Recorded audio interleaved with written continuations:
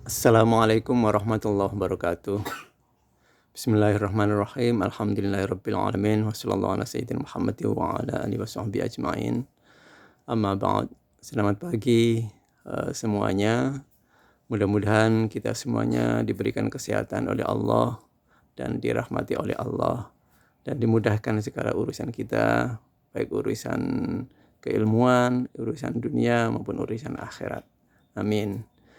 Langsung saja anak-anak semuanya, kita hari ini akan membahas tentang ilmu nahwu ya. Nahwu termasuk tata bahasa dalam bahasa Arab ya anak-anak ya. Baik, diawali dengan jenis kata.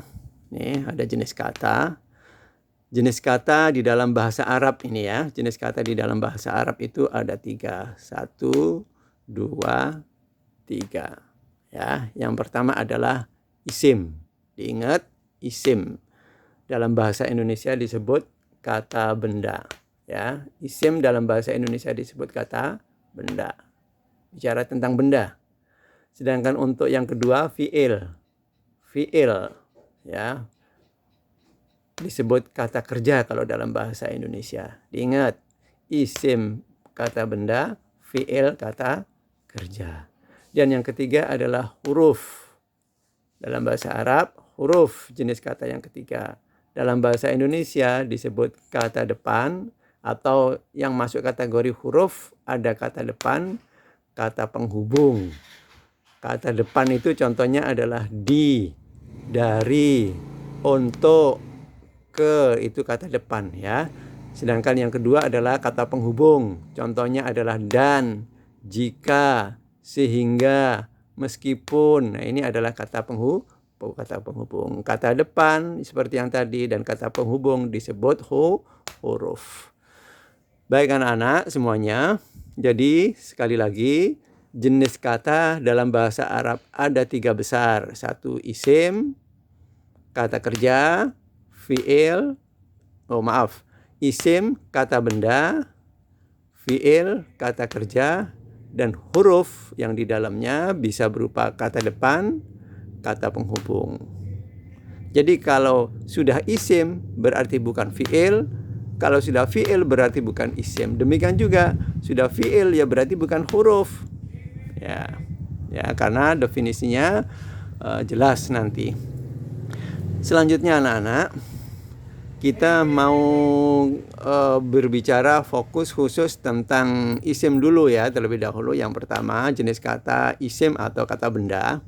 Nah anak-anak semuanya, untuk bisa mengetahui sebuah kata dalam bahasa Arab itu isim atau bukan, kita ketahui saja cirinya dulu ya. Ciri daripada isim ya, ini ciri isim. Pertama cirinya adalah tanwin ya. Tanwin adalah ciri isim. Tanwin itu apa? An, in, un. Jadi kalau ada sebuah kata kok harokatnya an, in, un, tanwin, bukan a, i, u, tapi an, in, un, maka berarti kata tersebut termasuk jenis isim atau benda. Yang kedua cirinya adalah al atau alif lam. Nah, al ini banyak sekali kata-kata yang sering kita jumpai ya, baik di dalam bahasa Arab, kalimat-kalimat bahasa Arab, dalam Al-Qur'an maupun di hadis. Apabila ada alif lam, maka itu dikategorikan sebagai jenis kata isim kalau dalam bahasa Arab. Jadi, 2 ciri isim ini yang akan kita gunakan untuk mencari atau menentukan kata dalam bahasa Arab itu nanti ya, dalam kalimat bahasa Arab itu nanti isim, fi'il atau bukan. Nah, kita ketahui dulu ciri dari isim ini ya. Selanjutnya anak-anak semuanya, kita ke contoh ya. Jadi contohnya untuk apa? Untuk tanwin tadi contohnya adalah masjidun. Nah ini kan harokatnya adalah tanwin, masjidun. Ya, beda dengan al-masjidu. Al-masjidu nggak ada tanwin. Ya, masjidun, ma'un, ada tanwin belakangnya. Sedangkan kalau yang sebelah sini, al-masjidu, nggak ada tanwin tapi ada alif lam. Ya, jadi keduanya ini disebut isim karena masjidun dengan ciri tanwinnya, al-masjidu dengan ciri alif lamnya. Disebut isim karena ada tanwin, disebut isim karena ada alif lam. Ma'un tanwin, maka ini isim. Al-ma'u alif lam, maka ini isim. Nah, di dalam kalimat yang panjang, contoh nih. Huwa fil masjidi. Jadi nanti kalau ada pertanyaan, mana? Coba cari mana yang isim dalam kalimat nomor 1 tersebut. Nah, kamu nggak usah repot-repot. Pertama, cari yang ada tanwinnya. Ada nggak yang ada tanwinnya? Huwa fil masjidi. Nggak ada. Yang kedua, cari yang ada alif lamnya. Ada nggak? Huwa nggak ada alif lam. Fi nggak ada alif lam. Al masjidi, oh ini ada alif lam. Maka yang isim adalah al-masjidi. Ini isim. Ya. Kemudian masing-masingnya yang lain kita coba cari bentuk apa ini, jenis apa? Huwa. Huwa artinya apa? Dia. Dia siapa? Manusia. Maka karena dia ini, huwa ini adalah mengarah kepada manusia, maka huwa ini adalah juga termasuk isim. Hanya saja isim yang tidak menggunakan tanda tanwin dan al. Kenapa? Karena memang huwa nggak boleh ditambah al, nggak boleh ditambah tanwin. Nggak bisa al huwa, nggak boleh. Nggak pernah ada kan al huwa. Nah, demikian juga nggak boleh huwan. Ya. Oleh karena itu huwa ini sudah ketahuan dari artinya. Huwa artinya dia manusia, maka dia termasuk isim. Kemudian yang fi.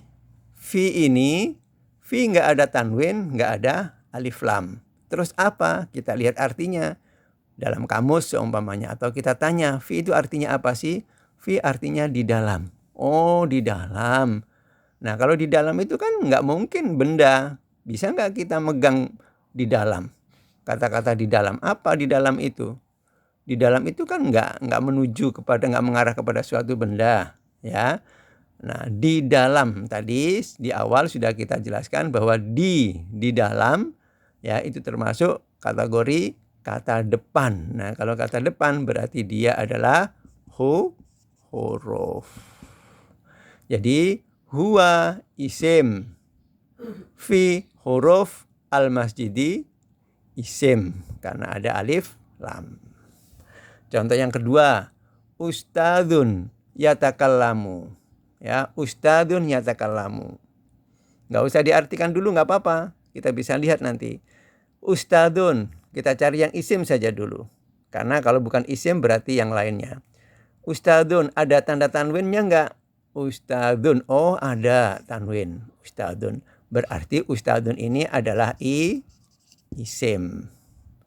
Nah, yatakallamu, ada tanwinnya nggak? Nggak ada, berarti bukan isim. Nah, anak-anak, apabila bukan isim, nah nggak ada tanwin, nggak ada al, nah apa? Kalau kita tahu artinya langsung mah enak. Yatakallamu berbicara. Nah, berbicara berarti kan kerja kan? Berarti fi'il. Karena artinya berbicara. Tapi kalau nggak tahu artinya, anak-anak, apabila jenis kata kok diawali dengan ya begini ini, ya, yatakallamu, yaqra'u, yajlisu, yaftahu, yansuru, itu semuanya adalah ciri, ya, ciri daripada kata kerja atau fi'il. Jadi kalau ada awalan ya seperti begini, maka itu adalah kata kerja, ya, atau fi'il. Paham anak-anak? Nah, jadi anak-anak semuanya untuk hari ini kita berbicara tentang pertama jenis kata dulu. Jenis kata ada isim yang disebut kata benda, ada fi'il yang disebut kata kerja, dan ada huruf yang disebut yang di dalamnya antara lain kata depan, kata penghubung. Contohnya kata depan itu apa? Di dalam, di depan, di atas, ya. Dari, untuk, ke. Nah, itu adalah kata depan. Kalau kata penghubung, dan, sehingga, meskipun, jika, dan lain-lain. Ya, ini disebut huruf. Hafalkan jenis kata ini ya. Kemudian contohnya ya, contohnya kalian bisa lihat masjidun. Nah, masjidun ini sesuai dengan cirinya isim tanwin. Ciri pertama tanwin, ciri kedua alif lam. Nih, anak-anak, apa bedanya masjidun dengan al-masjidu? Maknanya sih sama-sama masjid, tapi yang pertama kan masjidun, yang kedua al-masjidu. Bedanya anak-anak, kalau pakai tanwin ya, kalau pakai tanwin, pokoknya kalau ada tanwin berarti nggak boleh ada al. Ya, demikian juga sebaliknya, kalau ada al-masjidu nggak boleh al-masjidun, nggak boleh ya. Tapi al-masjidu. Tapi kalau kita mau tanwin, alnya dibuang. Masjidun. Nah, apa bedanya masjidun dengan al-masjidu? Kalau masjidun itu masih umum. Masjid bukan masjid mengarah kepada masjid tertentu. Masjid di mana aja, pokoknya masjid saja. Tapi kalau ada al-masjidu, alnya ini menandakan bahwa masjid tersebut mengarah kepada masjid tertentu yang kita maksud dalam pembicaraan. Bisa seumpamanya masjid di lingkungan kita atau masjid di kota mana. Pokoknya sudah tertentu yang dimaksud.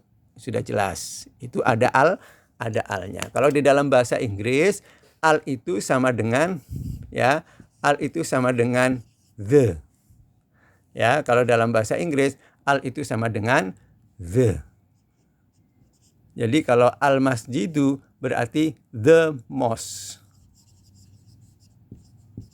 Ya, al-masjidu the mosque. Kalau masjidun, mosque gitu saja. Ya, masjid gitu saja. Tapi kalau al-masjidu the mosque. Paham anak-anak semuanya ya? Ya, mudah-mudahan bisa dipahami. Kalau tidak paham karena ini adalah video, maka bisa kalian pahami dengan cara membuka secara berulang-ulang. Demikian dan saya akhiri, mudah-mudahan bermanfaat. Assalamualaikum warahmatullahi wabarakatuh.